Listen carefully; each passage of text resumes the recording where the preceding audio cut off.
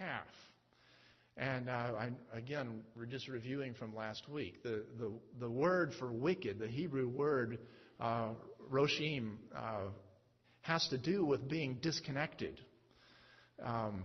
They are like chaff, which the wind blows away. Here's a picture of some people in India. Well, the picture didn't come out quite as clearly once it got up on the screen as it does on my computer. But here we've got just piles and piles of some kind of a grain back here, and in the foreground they have a threshing floor going right along in here. There's you can see some kind of a threshing instrument right here, a wooden rod, and this may also what she's holding there may also be used for threshing. But they take the raw the stalks and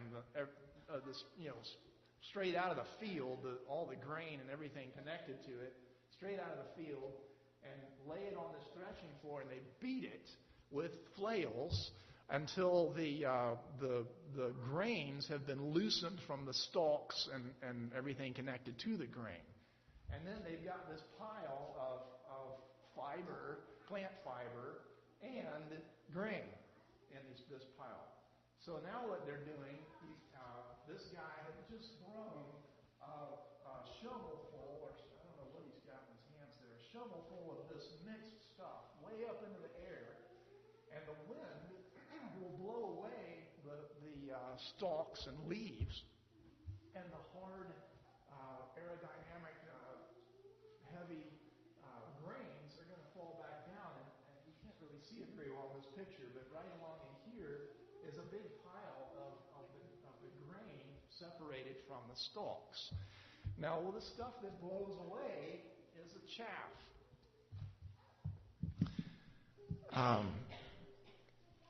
Think about the contrast between these two things: the righteous like a tree, the wicked like chaff.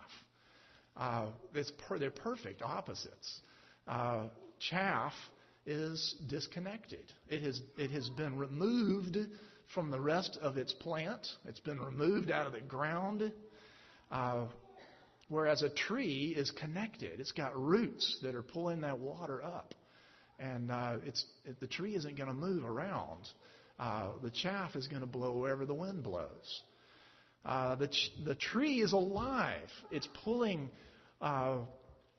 water and minerals out of the ground, and it's converting sunlight into energy and sugars or whatever the tree uses to photosynthesis.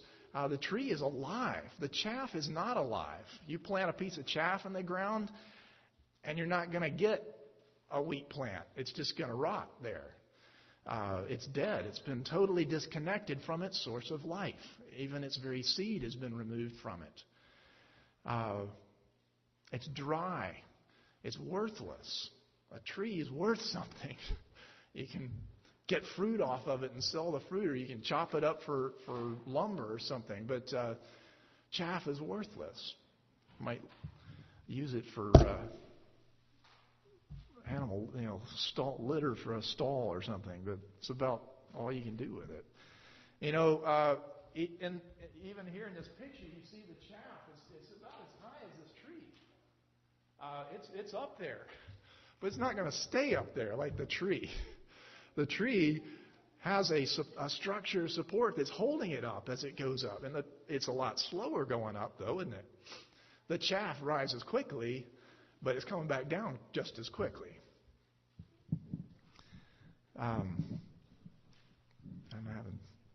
There we go. God sees to it that the wicked will be blown away. It is His pattern of working with humans and with all of His creatures. In the Garden of Eden, when Adam and Eve sinned against God, He drove them out of the garden. When Satan rebelled against God in heaven, Isaiah 14 may be describing this rebellion, he was cast out. God doesn't tolerate evil in His presence. He drives it out. And that's what will happen to the wicked. It may not be happening right now. We may not be seeing it happen right now, but it will happen. Now, I want to look at this word righteous, tzadikim. I see three ways that the Bible speaks of what it means to be righteous. Okay? The first way is epistemological. It has to do with truth. What is true and what is false? And if you believe what is true, then you are epistemologically righteous. Okay?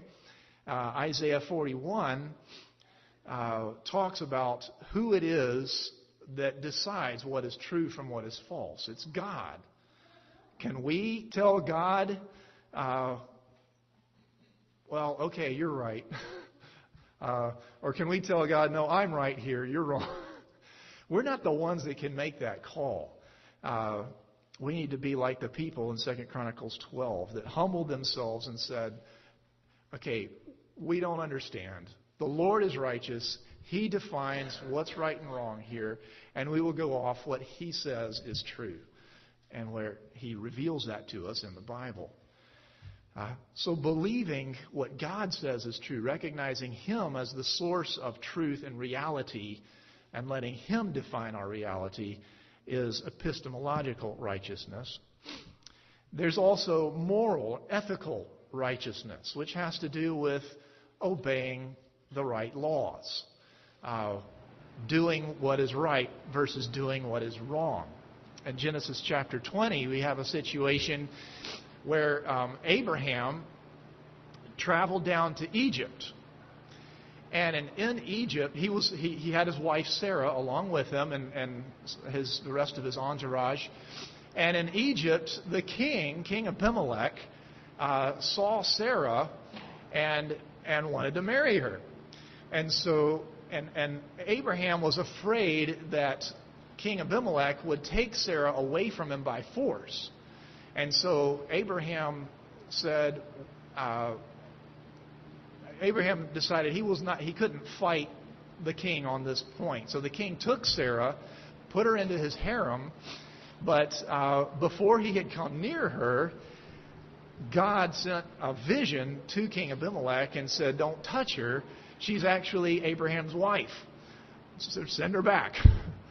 And so Abimelech sends her back to Abraham. But all of the women in Egypt suddenly become unable to have children. And the king hears about this and he says, well, wait a minute. The God of Abraham must be judging me and my country for breaking the commandment against taking another man's wife. So the king Abimelech says to God and to Abraham, look, I'm righteous. I didn't commit adultery. Why are you judging me? I'm righteous here. And he had a case. God said, Abraham will talk with me and he'll smooth it over and you'll be okay. But righteousness has to do with not breaking God's 10 Commandments. It also has to do with relational rightness. When you're not wrong with somebody, you're not out of sorts with them or out of favor. In Psalm 64, we see that the righteous will be glad in the Lord and will take refuge in Him. There is a relational righteousness there. They're in the Lord. They're taking refuge in Him. They're happy to be with Him. And it calls these people who are in that sort of relationship righteous. See that? In Malachi 3, we also have a Hebrew parallelism which explains righteousness. Matthew 3:18, distinguish between the righteous and the wicked, between the one who serves God equals righteous, and the one who does not serve Him equals wicked. Again, there's relationship of if you are serving Him, then you're righteous, if you have that relationship. All three of these things come together and are all in view when the Bible uses the word righteous. But it's a tall order. To be in the truth, to obey perfectly all of what God says to do, and to be in a right relationship. It's in fact impossible. We can't keep these, so we can't do all this. We are too often deceived. We all get deceived. We are too often sinning. We break God's law. We do what's wrong. And we are too often not wanting to be close with God. Romans chapter 3 says, there is none righteous, not even one. There's none who understands. That's the epistemological. There is none who seeks God, for all have turned aside. There's the relational. Together they are useless. There's no one who does good. There's the ethical. Not even one. So God says the righteous will be blessed. But our problem is we can't measure up to His standard of righteousness. So we cannot earn His blessing. We can't do it. The good news is that God has righteousness to give to us. And He does that through Jesus. In Isaiah 53, it talks about this imputation of righteousness, where the Messiah, Jesus, is called the righteous one in Isaiah 53, and God's servant, there's the relational righteousness there too, will justify. Justify means to make right. He will justify the many and will bear their iniquities. Bearing our iniquities, which is dealing with our moral unrighteousness, but Jesus, who perfectly obeyed God in all points, died, taking on Himself the punishment for sin, which God has decreed is the punishment for breaking His laws. That's why Jesus died on the cross.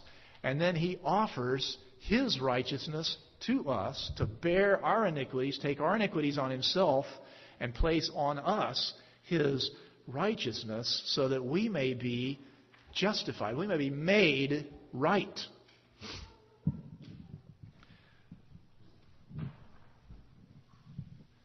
We see in Psalm, in verse 3, did the tree plant itself? No, it was planted. It's a passive verb there. There's an outside actor giving it the circumstances and the life that it needs for that righteous man to grow. Our righteousness doesn't come because we mustered it up within ourselves. It comes because God plants us and gives us His righteousness.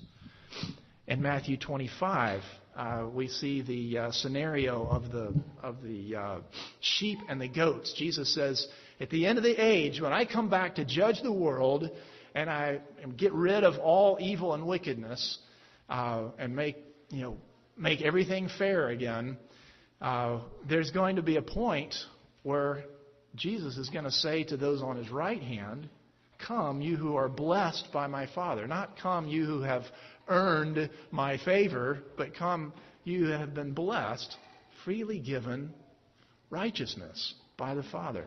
Inherit the kingdom that was prepared for you from the foundation of the world. God has something He's prepared for the righteous to bless them with. Our response to this whole issue then is to accept the fact that God has provided through Jesus righteousness which can make us right with God. That's what the Bible what the Bible means when it says believe in the Lord Jesus Christ and you will be saved. That's what we're doing when we're believing, we're trusting this is true. Jesus did die to forgive me of my sins. And the Bible says if you believe that, you will be saved. You will experience that blessing from the Lord.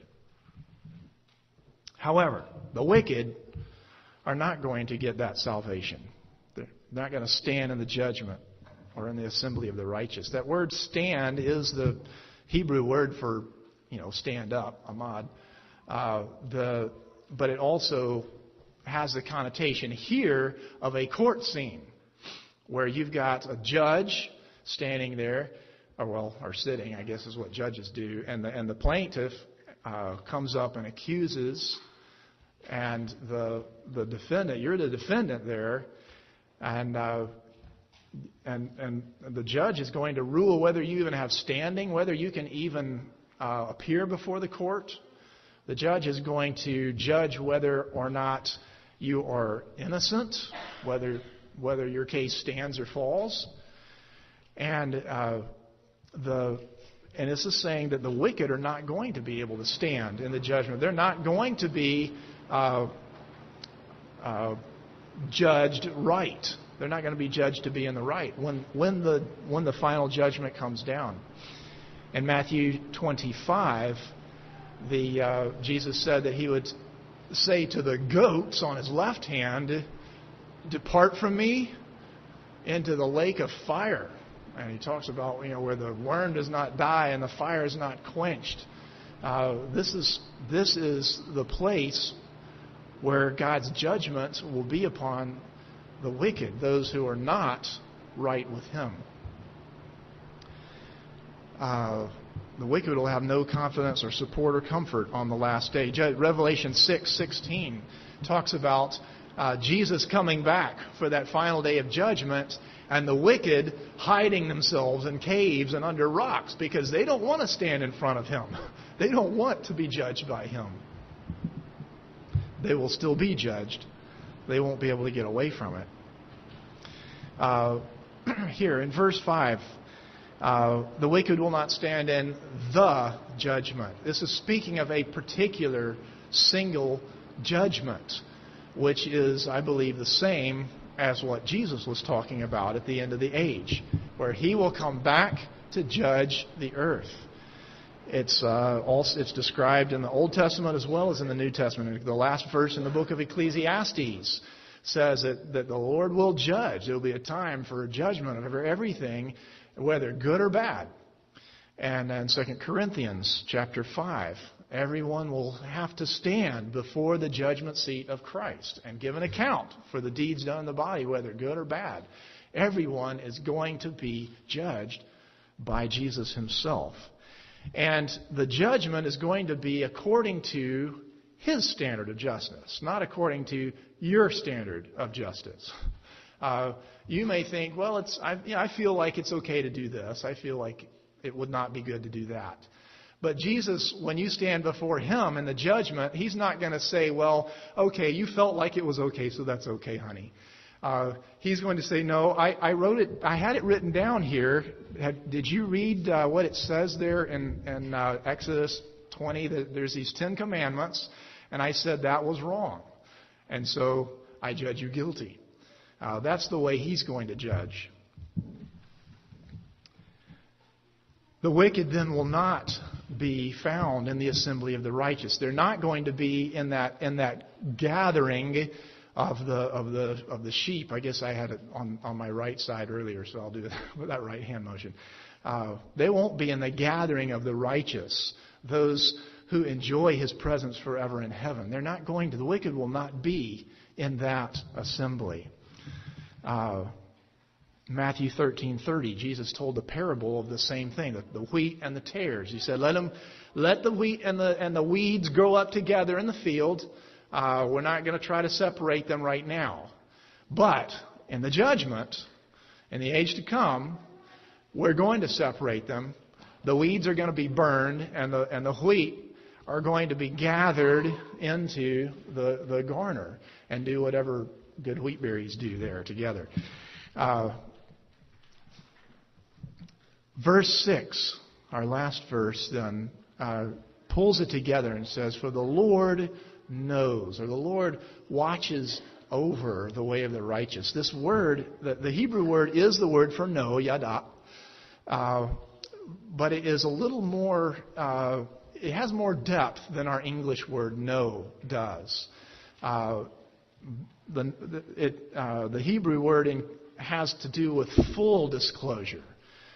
Complete knowledge, down to intimate details. It says Adam knew his wife and they begot a son.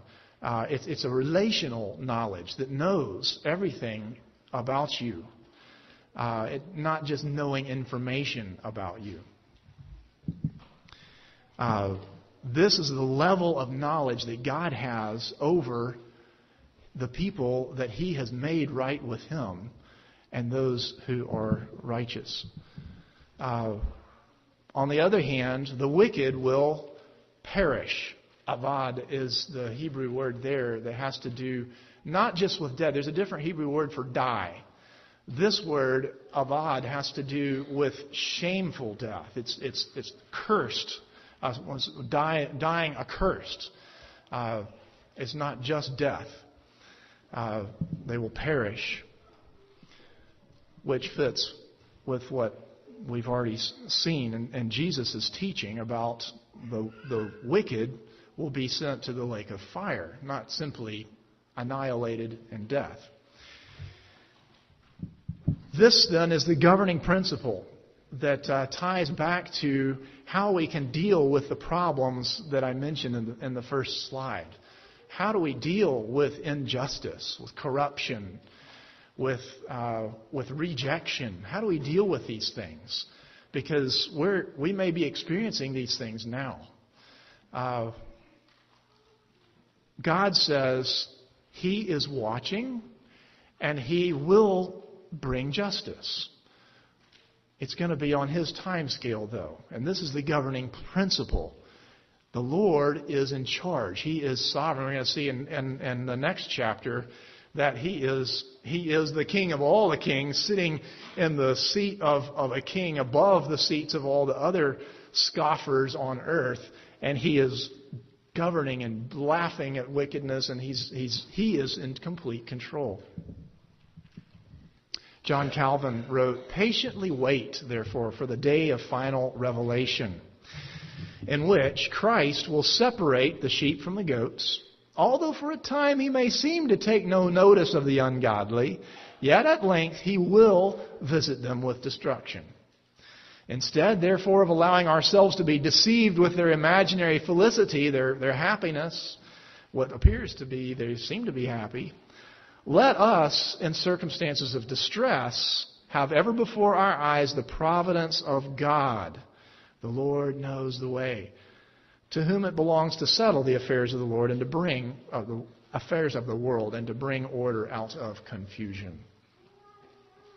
We need to remember this governing principle. The Lord knows, and He will bring to judgment. And we can trust Him for that. That knowing relationship is promised to you personally as well. We see in Psalm 139 a beautiful picture of the closeness of this knowledge. You formed me in my mother's womb. You knit me together in that secret place. You prepared all the days before me when as yet there was not one that had come to pass. You're before me and behind me. If I ascend into the heavens, you are there. If I make my bed in hell, you're there. If I take the wings of the morning, you'll be there. Where can I go from your presence? I'll never be away from you. God is close. In Philippians 4:4, the Lord is near. Therefore, we can rejoice. He is close, very near to you. And we can rejoice in His presence even now. Yes, we look forward to rejoicing in the much more manifest presence of the Lord in heaven when we get there. But even now we can rejoice that He is near. And He knows you intimately. You're not alone. Oh yeah, notice that the opposite of perish here, what is it? It's not the righteous will be wealthy, but the wicked will perish, or the righteous will live, but the wicked will perish. Well, yeah, those things will sort out in the end. But the bottom line here, the opposite of perish, is being known. being known by God. That is the basis of our blessing. When God knows you and is close to you, that is what we need to be seeking. One thing will I seek after, to dwell in the house of the Lord forever. We also see that there is this stark contrast between the righteous and the wicked, those who are known and those who perish. There's not a middle way. They're not people that God is indifferent about and let's kind of sift through the cracks in the middle. There's the righteous who are blessed. There's the wicked who will perish. Jesus himself talked about that, didn't he? He said that there, broad is the gate and broad is the way that leads to destruction. Narrow is the gate and narrow is the way that leads to life, and few there are who find it. There's only two ways, according to God's teaching in the Old Testament and God's teaching in the New Testament. There's no other option. We need to recognize that we must deal with that relationship ultimately. We will either be perishing forever or we will be known intimately by God forever. So I want to encourage you to renew your faith in this thing. Or if you have not believed this before, call upon the name of the Lord to be saved. We need to recognize God is our lawgiver. He's the one that sets the rules for what's good and what's bad. And we're going to have to abide by His standards the way He put them down.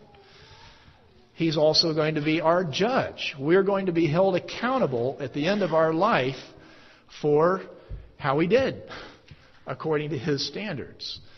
And we're not going to get away from that. We're going to have to stand before Him and receive in ourselves the just consequences of what we have done in our life. And most importantly, encourage you to believe that Jesus will be your justifier. He will be the one who says, yes, you have failed to follow my commands, but I know you. I have chosen you to be one of my children, and you have loved me and returned my love for you, and you are mine. I have died for you, and so you do not need to pay for your sins. I've already paid that for you. Enter into the joy of my Father. We also need to separate ourselves, as this was a point I made last week, separate ourselves from those who pull us away from God and from His Word and from His people, the things that break that relational righteousness, that make us trust God less, that make us obey God less, that make us love God less.